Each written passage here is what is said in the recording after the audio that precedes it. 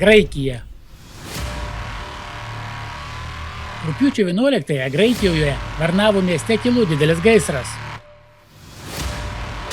Ugnis žaibo greičiu apsupo apgyvendintą vietovę. Iki 25 metrų aukščio liepsnos degino namus, automobilius ir įmonės. Αυτό κατακαίει ακόμα μέσα τα πάντα. Deja, vienas žmogus žuvo. Dėl stipraus vėjo gaisras greitai tapo nevaldomas. Tūkstančiai žmonių buvo evakuoti iš Atėnų priemiesčių. Regiono valdžia pranešė, kad kai kurie žmonės, kurie atsisakė palikti savo namus, vėliau buvo įkalinti liepsnų ir ugniagesiai turėjo rizikuoti savo gyvybėmis, kad juos išgelbėtų. Gaisras apėmė nacionalinės Atėnų observatorijos pastatus. Svarbiai įrangai ir ilgamečių tyrimo darbo rezultatams grėsė sunaikinimo pavojus. Rugpjūčio 13 dienos duomenimis gaisro išdegintas plotas siekia daugiau nei 40 000 hektarų. Be namų ir turtų buvo sudeginta daug gyvūnų, įskaitant šunis ir kates. Dešimtys oro pajėgų ir šimtai ugniagesių negalėjo susidoroti su gaisru.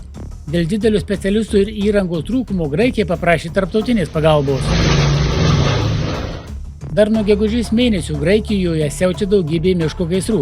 Mokslininkai tai sieja su kritulių trūkumu ir neįprasta temperatūra. Žiema ir pirmieji 2 vasaros mėnesiai buvo patys karščiausi šalyje nuo stebėjimų pradžios.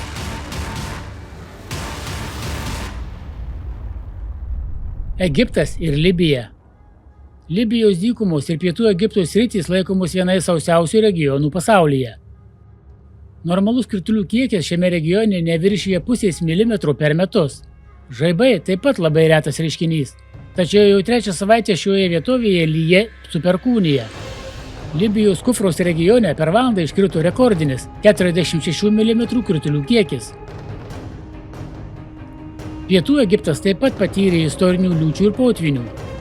Siekiant užkirsti kelią tolesniam potviniui, buvo nuspręsta atidaryti kanalus vandeniu surinkti ir nuleisti jį į Nilą. Jemenas. Jemene staigus potviniai nusinešė 57 žmonių gyvybės ir paveikė daugiau nei 34 000 šeimų. Labiausiai nukentėjo šiauriniai ir pietiniai šalies regionai. Potviniai sunaikino pasėlius ir svarbiausią infrastruktūrą, įskaitant kelius ir vandens sistemas, ir padarė didelę žalą vietos ekonomikai. Hodeidos provincijoje, vieno iš labiausiai nukentėjusių vietovių, potviniai privertė daugiau nei 6 000 šeimų palikti savo namus. Buvo apgadinta mažiausiai 500 namų.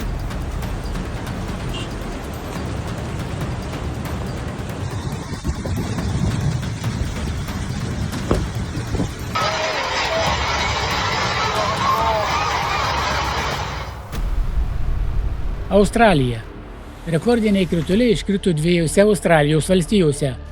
Balinos mieste, Naujojo Velso valstijoje, per 48 valandas iškrito daugiau nei 200 mm lietaus, o tai beveik 2,5 kartų daugiau nei rugpjūčio vidurkis. O Rockhamptono mieste, Queenslando valstijoje, per 2 dienas iškrito beveik 6 kartus daugiau lietaus nei įprastai per visą mėnesį. Kasmetinė Brisbano žemės ūkio paroda, pritraukianti 1000 žmonių iš visos šalies, buvo nutraukta. Dėl staigių potvinių visoje valstijoje buvo uždaryta daugiau nei 100 kelių. JAV ir Kanada. Rugpjūčio 8 dieną atogrąžų uraganas Debi vėl smogė Jungtinėms Amerikos valstijoms. Susilpnėjęs iki tropinės audros, jis pasiekė pietų Karolinos pakrantę.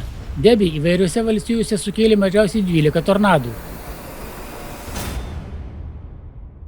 Paprastai atogrąžų audros nesukelia galingų sūkurių, tačiau Debi Vilsono grafystėje sukėlė niokojantį F3 tornadą. Jis smarkiai apgadino 14 pastatų, viename iš jų žuvo žmogus. Lėtai judėdama į šiaurę, audra pakeliui išpylė didelius kiekius lietaus. Šiaurės Karolinoje vietomis iškrito daugiau nei 350 mm kritulių, todėl visoje valstijoje kilo staigus potviniai. Pensilvanijos ir Niujorko valstijose buvo užtvindyti kaimai, sugriauti keliai ir namai. Potvinių žala vietos gyventojams sukėlė šoką. Tiogos apskrityje žmonės pagalbos laukė ant stogų. Gelbėjimo operacijos buvo vykdomos naudojant sraigtasparnius į transportą ant oro pagalvių. Rugpjūčio 9 dieną audra Debi pasiekė Kvebeko provincijos pietus. Monrealio mieste per vieną dieną iškrito mažiausiai 154 mm lietaus, o tai precedentų neturintis kiekis. Pasak Kanados meteorologų, tai buvo stipriausias lietus, kurį miestas kada nors patyrė.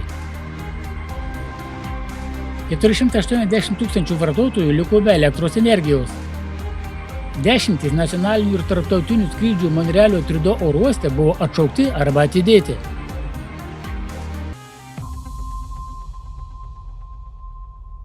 Rusija. Rugpjūčio 10 dieną ciklono Sotilija pasiekė Sankt Peterburgą ir Leningrado sritį. Liūtis užtvindė gatves, vanduo prasiskverbė net į metro. Galingas vėjas nuplėšė reklaminius stendus, nuvertė medžius ir apvertė automobilį. Ciklonas išprovokavo tam regionui neįprastą reiškinį. Sankt Peterburge taip pat Tosno mieste užfiksuoti keli tornadai. Tuo pat metu tornadas praūžė Krasnojarsko srities Bolšaja Murta kaime. Sūkurys nuplėšė namų stogus, sugriovė tvoras ir stogines, išvertė medžius ir nuvertė elektros linijų atramas. Išgriovė šiltnamius, išdaužė automobilių stiklus. Ой, машины, смотри! И вот крыша автомобиля. Единственное, что я видел, угол дома у меня поднялся. O Altajaus kraštą vėl užklupo eilinė kruša. Kai kuriuose vietose kruša buvo vištos kiaušinio dydžio.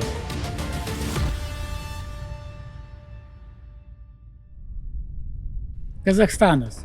Rugpjūčio 8 dieną galinga audra su kruša užklupo Kazachstano sostinę. Astaną greitai užklojo didžiuliai debesys ir stiprus lietus. Putpelių kiaušinių dydžio kruša daužė langus ir pastatų fasadus. Buvo apgadinta mažiausiai 5000 transporto priemonių.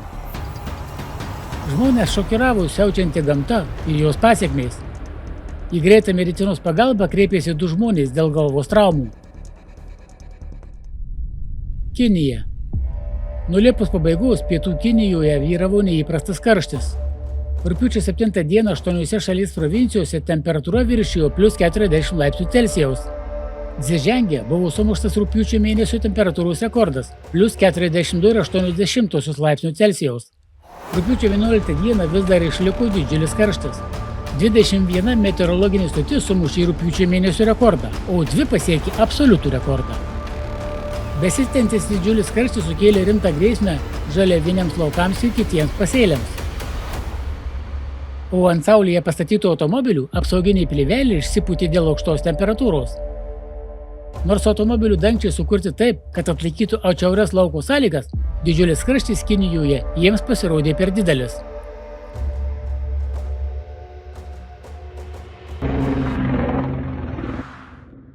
Lėktuvų avarijos. Dar 2023 m. balandį vykusiame forume Pasaulinė krizė išeitis yra, mokslininkai prognozavo, kad dėl netipinių magnetinių anomalijų zonų atsiradimo greitai skristi bus beveik neįmanoma. Ir deja, ši prognozė pradeda pildytis mūsų akyse. Kelionės lėktuvu tampa vis pavojingesnės. Rugpjūčio 11 dieną Eva Air orlaivis skridęs iš Žakartos į Taipėjų susidūrė su didelė turbulencija daugiau nei 11 km aukštyje. Dėl incidento buvo sužeisti 6 skrydžio palydovai. Laimei, lėktuvas saugiai nusileido paskirtoje vietoje. Dar vienas įvykis dangoje baigėsi tragedija. Rugpjūčio 9 dieną lėktuvas, skridęs iš San Paulo tarptautinio oro uosto Brazilijoje, sudužo virš gyvenamų rajonų Vinhaino savivaldybėje. Ant žemės niekas nenukentėjo. Tačiau žuvo 57 keleiviai ir 4 įgulos nariai. Lėktuvas iš dangaus ne 5 km aukščio nukrito vos per minutę. Liudininkų nufilmuotame vaizdo įraše matyti, kaip lėktuvas krenta plokščia spirale. Aviacijos ekspertas Lito Souzo teigia, kad dar nėra matęs katastrofos su tokia keista lėktuvų kritimo trajektorija.